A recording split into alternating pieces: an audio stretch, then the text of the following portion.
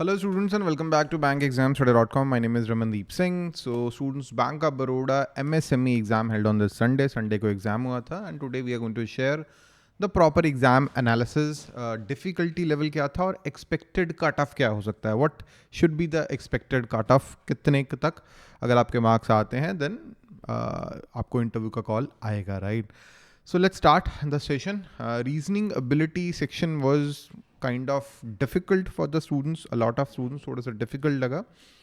But English language was easy, quantitative aptitude was moderate and even professional knowledge section was moderate. The students जिन्होंने starting से तैयारी करी थी, जिन्होंने starting से हमारा पूरा course पढ़ा था और खुद से भी अच्छी तैयारी करी थी, उन्हें ये exam difficult नहीं लगा. And the students who prepared for like 4, 5, 6 days, तो उन्हें थोड़ी सी ऑब्वियसली दिक्कत हुई है. But anyways the difficulty level of the whole exam was like moderate, right. काफ़ी एक्सपेक्टेड क्वेश्चंस भी थे प्रोफेशनल नॉलेज में, बट अनएक्सपेक्टेड भी थे. गवर्नमेंट स्कीम से ज़्यादा क्वेश्चंस नहीं आए, थोड़ा अनएक्सपेक्टेड है. लास्ट ईयर्स में गवर्नमेंट स्कीम्स में से काफ़ी क्वेश्चंस आए थे. रीजनिंग एबिलिटी की बात करें तो linear sitting arrangements, floor flat वाले आपके जो अरेंजमेंट्स हैं, पजल्स था and month based puzzles. So 4 sitting arrangement and puzzles के क्वेश्चंस आ जाने, दिस इज समथिंग अनइमेजिनेबल. थोड़ा ऐसा होता नहीं है जनरली कभी. Paragraph based inferences, statements and conclusion, यही क्वेश्चंस आए थे, राइट. तो थोड़ा सा डिफिकल्ट मैं बोलूँगा रीजनिंग एबिलिटी का section. I mean if somebody जिसको पजल्स अच्छे से नहीं आते करने, तो उसके लिए पेपर डिफिकल्ट हो जाता है. बहुत सारे स्टूडेंट्स जो स्केल 2 स्केल 3 लेवल पे एग्जाम देते हैं, वो पजल्स और सिटिंग अरेंजमेंट कम करते हैं. They are more into syllogism, machine input output, ऐसा कुछ उन्हें दिखने को मिल जाए क्वेश्चन, ब्लड रिलेशंस, ऐसे क्वेश्चंस में से वो अपने कट ऑफ के मार्क्स पूरे कर लेते हैं. देन दे मूव फॉरवर्ड, बाकी सेक्शन पे जोर रखते हैं. और पजल जो बहुत सालों बाद तैयारी कर रहा है, तो उसको पजल्स में दिक्कत आती है. तो that is why reasoning was the most difficult section from the whole exam. Even quantitative aptitude में सिंप्लीफिकेशन था, missing number series, arithmetic equation, partnership age, problem based on age and caselet DI. So English, यहाँ पे quantitative aptitude section, I would say it was relatively easy. Relatively, I say relatively, in comparison to reasoning ability, quantitative aptitude was easy. English language was like एक आपका reading comprehension का set था, match the column से error detection था, which was relatively easy. आप लोग exam देने गए हो, मैं सिर्फ एनालिसिस दे रहा हूँ बिकॉज बहुत सारे स्टूडेंट्स के साथ हमने बात करी है. प्रोफेशनल नॉलेज की बात करें तो RBI सर्कुलर्स में से 4-5 क्वेश्चंस थे, लेटेस्ट RBI सर्कुलर्स से. MSME ED act, not just MSME ED act, questions from MSME, definition of MSME, right, and schemes related to MSME, and updates related to MSME. इसमें से काफ़ी सारे questions जो थे आए थे. Union budget, working capital concept plus working capital committees में से काफ़ी सारे क्वेश्चन थे. रेशियो एनालिसिस में से 4-5 क्वेश्चन थे. मार्केटिंग मैनेजमेंट में से 5 क्वेश्चन थे.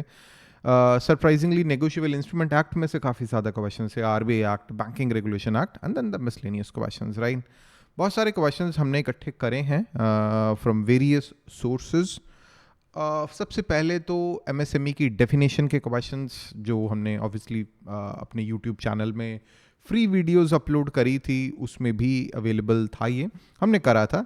Revise investment limit for micro enterprises, ये अगेन MSME की डेफिनेशन वाले क्वेश्चंस, ये हमारे क्वेश्चन बैंक में भी अवेलेबल थे. अगेन जो मीडियम एंटरप्राइजेज का इन्वेस्टमेंट, 3 क्वेश्चन तो डायरेक्टली ये आपके सिंपल जो क्वेश्चन थे, definition of MSME. What is the procurement marketing scheme, PMS scheme, to promote awareness, education among MSMEs? Again, this is from the government scheme. ये हमने cover करे थे. MSME की जो ऑफिशियल वेबसाइट में PDF था, वो हमने सारा एनालिसिस करके 60 स्कीम हमने करवाई थी. PMS स्कीम उसमें था ही. अगेन PMS स्कीम के बाद आपका था total budget allocated for MSME trade. Union budget अगर आपने पूरा पढ़ा था तो इट वाज ऑलरेडी देयर. अगर आपने ऑफिशियल यूनियन बजट का PPT भी अगर देखा होगा, नॉट इवन आर्स, जो ऑफिशियल हमने पढ़ाया था, जो गवर्नमेंट ऑफ इंडिया निकालती है, तो उसमें सेक्टर वाइज एलोकेशन अवेलेबल था.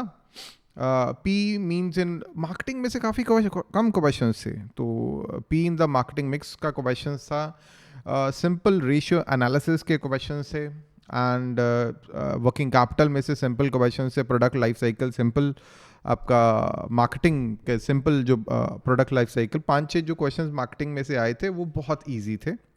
CGT MSc government scheme, budget में इसका 5 करोड़ से 10 करोड़ कर दिया गया था, तो ये हमने अपने क्वेश्चन बैंक में भी डाला था। बहुत सारे स्टूडेंट्स कंफ्यूज है क्योंकि ज़्यादातर ऑनलाइन सोर्सेज पे 5 करोड़ ही मेंशन था लिमिट, लेकिन बजट में इसको बढ़ा के 10 करोड़ कर दिया गया था।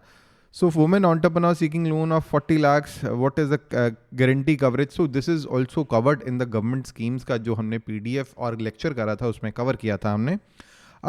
Companies balance sheet shows current asset, current net working capital, बहुत बेसिक क्वेश्चंस हैं, सारे बेसिक क्वेश्चंस हमने ये करवाए हुए हैं अपने कोर्स में। The quantum of credit facility that can be covered under the credit guarantee scheme. Again, मैंने आपको बताया था CGT MSc very very important, काफ़ी सारे क्वेश्चंस उसमें से हमें देखने को मिले। कंटिंजेंट लायबिलिटी क्या होती है? See if you are from commerce background तो आपको यहाँ पे कोई भी दिक्कत देखने को नहीं मिली होगी ऐसे क्वेश्चंस में।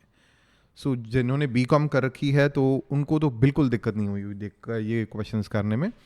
हाउ मेनी क्रेडिट कार्ड, ये यूनियन बजट में से डायरेक्ट क्वेश्चन आया है और ये हमने करवाया भी था। हमने यूनियन बजट के 50 क्वेश्चंस करे थे, उसमें से ही 3-4 जो क्वेश्चंस आए हैं यूनियन बजट के फ्री ऑफ कॉस्ट हमने अवेलेबल करवाया था। तो ये हमारे यूनियन बजट वाले वीडियो में से आया है। इफ़ अग्निवीर एंटरप्रेन्योर्स, अगेन जो हमने कोर्स में अपने क्वेश्चन बैंक्स में करवाया था वो भी काफ़ी रिपीट हुआ है और कोर्स में से तो काफ़ी ज़्यादा क्वेश्चंस रिपीट हुए हैं। क्लेटन केस, ये आपका नेगोशिएबल इंस्ट्रूमेंट एक्ट में कवर्ड है। Large scale corporate industry, which of the following is not covered under स्फूर्ति स्कीम, अगेन गवर्नमेंट स्कीम्स के हमारे लेक्चर्स में से कवर्ड है ये। एंड देन रेशियो एनालिसिस में से जो क्वेश्चन आए हैं वो सारे बेसिक क्वेश्चन आए हैं ज़्यादातर। What is the primary objective of phase reduction in CRR by total 50 basis point? Purpose क्या है ये बेसिक अंडरस्टैंडिंग है बैंकिंग का, right. So what operating cycle, आप अगर रेशियो एनालिसिस का हमारा कोर्स में रेशियो एनालिसिस देखोगे, ऑपरेटिंग साइकिल पहला टॉपिक है। What is how is operating cycle calculated, basic questions हैं। Composite limit of dash can be sanction by bank to enable MSME entrepreneurs to avail their working capital and term loan requirement under the single window, again covered in the course. Components in the MSMEs, how many interventions, MSME innovations. In case of written agreement, total days under delayed payment, MSME Act के question से, तो ये हमें random एक student ने भी हमें भेजे हैं ये।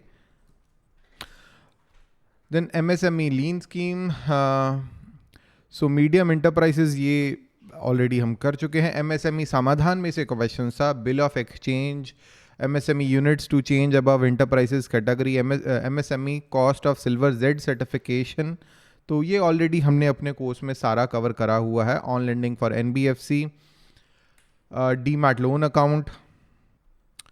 सो स्टूडेंट्स, आई नो आपका रीजनिंग एबिलिटी का पेपर ज़्यादातर का मतलब अगर अच्छा नहीं गया होगा, लेकिन अगर आपने PO या क्लर्क की तैयारी कभी करी है या RRB GBO की तैयारी करते हो on a regular basis, so puzzles और सिटिंग अरेंजमेंट में आपको उतनी दिक्कत आई नहीं होगी।